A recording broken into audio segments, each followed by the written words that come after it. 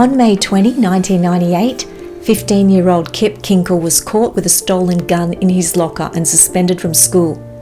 Police booked him on criminal charges and sent him home with his parents. According to Kip's confession, his father was sitting at the kitchen counter drinking coffee when Kip grabbed a .22 caliber rifle from his room and fired a bullet into the back of his father's head. When his mother arrived home later that day, Kip met her in the garage, told her he loved her, and then shot her multiple times. The next morning, dressed in a long trench coat, Kip drove his mum's Ford Explorer to a spot near Thurston High School. Carrying the rifle and 2 handguns, Kip walked down a hallway and into the school cafeteria, firing off over 50 rounds that killed 2 students and wounded about 24 others. A group of classmates, including one teenager who had been shot in the chest, finally subdued him. After he was arrested and taken to the police station, the freckle-faced teenager lunged at an officer with a knife that he had strapped to his leg, yelling, "Kill me, shoot me." The officer stepped back and used pepper spray on him. Kip was sentenced to 112 years in prison for aggravated murder and was prosecuted as an adult. Under Oregon law, he was too young to face the death penalty. Before the shootings, students at the high school had also said that Kip had talked about shooting people. And after the shootings, officials found 5 bombs at the Kinkel residence, one of which went off when it was being disarmed. Authorities found a note in the living room that Kip wrote, and it said, "My head just doesn't work right. God damn these voices in my head. I have to kill people. I don't know why, but I have no other choice." So what drives some people to kill other human beings or to gun down dozens of their own schoolmates? Many people seem captivated by the stories of killers, and I guess that's why you're watching this video now. As a forensic trained clinical psychologist, I've spent many years delving into the family histories of killers, trying to make sense of psychological profiles, and like you, have spent a lot of time wondering, how does someone end up being a murderer? But now, in this modern age, we don't have to wonder as much. We can see inside their brains, and often when we do, we find answers that help us understand why some people become murderers. So here are 7 things that we've learned from the brain scans of murderers. Number 1, people who do the worst things often have the most troubled brains. Now, the brains of murderers typically don't look like healthy brains. Brain SPECT imaging is a technology that measures blood flow and activity in the brain, and it shows us 3 things: areas with healthy activity, areas with too much activity, and areas with too little activity. So on SPECT analyses, the brains of murderers seem to show abnormal activity in a variety of brain regions, especially the prefrontal cortex, which is involved with empathy, judgment, and forethought. So look at this scan of a healthy brain, and then we'll compare it to a scan of Kip Kinkel here. Kip Kinkel's surface brain SPECT scan shows several areas of low activity. So these are the areas on the scan that look like holes and indicate a low blood flow. Number 2, murder does not always look the same in the brain. You might think there is a singular pattern in the brain of killers, but there isn't. Look at the brain scans of 2 15-year-old murderers. They look very different. The brain scan of Kip Kinkel shows underlying damage and toxicity and is dramatically underactive. But in the SPECT scan of Paul, another teenager who murdered his mother and 8-year-old sister with a baseball bat, it is evident that Paul's brain works in almost an opposite way and appears too active.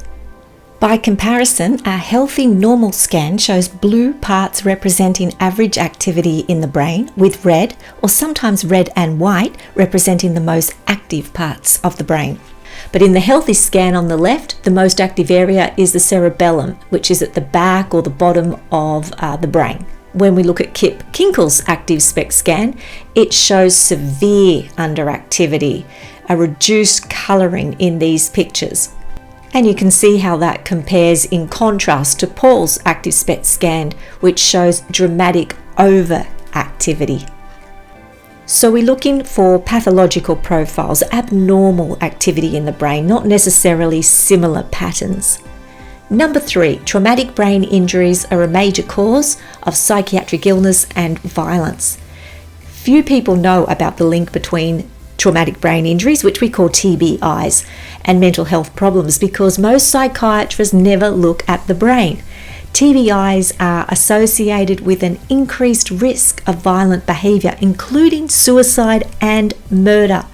And according to research in the Journal of Neuroscience, the rate of aggression and violence after a TBI ranges anywhere between 35 and 90%. The brain scans of many murderers show underlying damage to the brain from past head injuries. And if you want to see how brain injuries can change everything about a person, go look up the story of Phineas Gage, who was a railway worker who experienced a terrible injury when a metal rod penetrated his orbital cortex and pierced his brain. And the story of Phineas Gage is a famous story told to psychs and neurologists and is a fascinating read. So go have a look at that one. Number 4, left temporal lobe abnormalities are common in violent people. Many individuals who exhibit violence, so murderers, arsonists, people convicted of domestic assaults, rapists, etc., have had left temporal lobe abnormalities. The temporal lobes are located on either side of the brain, behind the eyes and underneath the temples. Assault, murder, rape, arson, and other criminal behaviours are often associated with problems in this part of the brain. Other scientific research confirms that temporal lobe abnormalities are also associated with significant and increased aggression and violence. Number 5, traditional mental health care is failing, and it is failing miserably. A number of America's most notorious mass shooters, including Kip Kinkel, Eric Harris, who was the Columbine shooter, Seung Hui Cho, the Virginia Tech, forgive me if I've pronounced his name incorrectly, James Holmes, who was the cinema killer, the Batman killer in Aurora, Nicholas Cruz, Parkland shooter. All of these killers had psychiatrists or mental health professional involvement right before they committed their crimes. They'd received some sort of standard of care, but the brain imaging work and the experience of any honest psych will tell you that the cookie-cutter treatment plans for psychiatric illnesses don't work. Not all brain types react the same way to psychotropic medications. So for example, SSRIs, these are our selective serotonin reuptake inhibitors, the most commonly prescribed antidepressants, are considered safe for many people. However, in some people with low activity in certain brain regions, they may increase impulsivity and behaviours that are out of character. Indeed, there are paradoxical side effects of SSRIs, which actually can include homicidal or suicidal tendencies. Scientific research, including a 2017 study in the British Medical Journal, has shown that some antidepressants significantly increase the risk of violence, so again, suicide and homicide, with people who have had no previous history of violence or aggression. And the FDA issues a black box warning for antidepressants for people up to the age of 24. A growing body of neuroimaging research, including a 2020 study in the International Journal of Molecular Science and a 2019 study in the American Journal of Psychiatry, shows that brain imaging may help predict which patients will respond favourably, which will not respond favourably to antidepressants. The problem is we don't use this tool. In fact, psychiatry is the only discipline in the medical field that doesn't really look at the organ that it purports to treat.